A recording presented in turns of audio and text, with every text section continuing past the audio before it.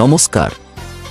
বাংলার মানুষের অধিকার রক্ষা আর উন্নয়নের সংকল্প নিয়ে আজ একজোট হল সন্দেশখালী। আজ সন্দেশখালী বিয়োগ ২ ব্লক তৃণমূল কংগ্রেসের উদ্যোগে এবং আমি বাংলার ডিজিটাল যোদ্ধা কর্মসূচিকে সামনে রেখে এক বর্ণাঢ্য সভা অনুষ্ঠিত হল।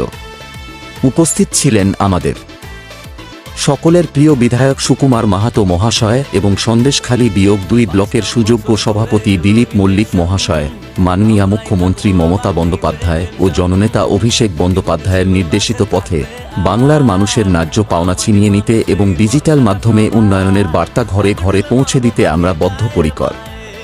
নেতৃত্বের হাত শক্ত করতে এবং এলাকার মানুষের স্বার্থে আমাদের এই লড়াই জারি থাকবে।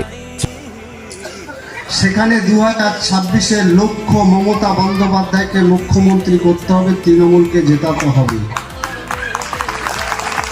এই লক্ষ্য নিয়ে আপনারা বাংলার